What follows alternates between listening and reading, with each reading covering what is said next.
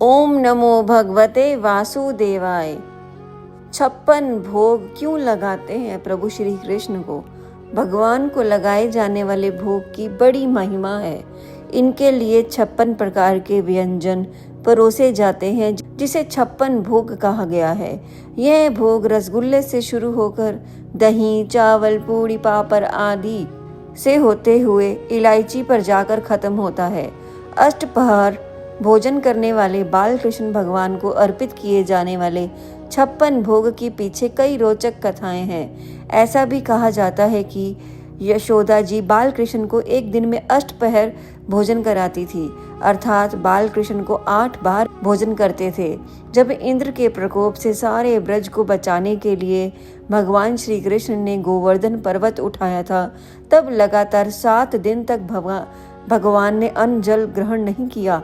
8वें दिन जब भगवान ने देखा कि अब इंद्र की वर्षा बंद हो गई है, सभी ब्रजवासियों को गोवर्धन पर्वत से बाहर निकल जाने को कहा।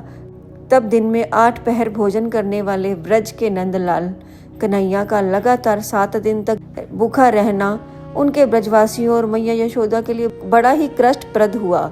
भगवान के प्रति अपनी अन्य श्रद्धा भक्ति देखते हुए सभी ब्रजवासियों सहित यशोदा जी ने 7 दिन और अष्टपहर के हिसाब से 7 गुणा 8 56 व्यंजनों का भोग बालकृष्ण को लगाया। गोपियों ने भेंट किए 56 भोग। श्रीमद् भागवत के अनुसार गोपियों ने 1 माह तक यमुना में भोर में ही न केवल स्नान किया, अपितु कुल देवी जगदम्बा कात्यायनी माँ की अर्चना भी की, इस मनोकामना से की कि उन्हें नंद कुमारी पति के रूप में प्राप्त हो। श्री कृष्ण ने ही उनकी मनोकामना पूर्ति की सहमति दे दी। व्रत समाप्ति और मनोकामना पूर्ण होने के उपलक्ष्य में ही उद्यापन स्वरूप गोपिकाओं ने 56 भोग का आयोजन किया। 56 भोग है 56 सखियां।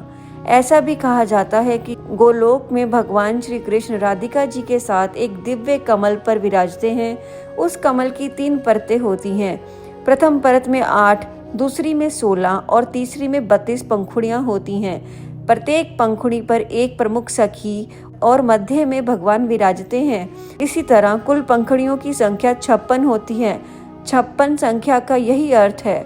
56 भोग इस प्रकार हैं: भात, दाल, चटनी, कढ़ी, दही, शाक की कड़ी, श्रीखंड, चटनियाँ, बाटी, मुरब्बा, शक्करपारा, बड़ा, मक्खन बड़ा, फैनी, पूरी, खाजा, घेवर, मालपुहा, चिलड़े, जलेबी, मैसूर पाक, रसगुल्ला, चांदी की बरक वाली मिठाई, महारायता, दही, थुली, लौंगपुरी, खूरमा, दलिया, रोट, सौंफ युक्त फलों से बना रायता, लड्डू, साग, अचार, मोठ, खीर, दही, गौघृत, माखन, मलाई, रबड़ी, पापड़, बादाम का सीरा, लस्सी, शरबत, मोहन, सुपारी, इलायची, फल, पान, तांबुल, मूंग दाल की चिक्की, नमकीन व्यंजन और मुखवास के लिए आंवला, गुलकंद, अदरक, मेथी दाना, नींबू। तो सभी बोलिए हाथी घोड़ा पाल की जय हो नंदलाल की।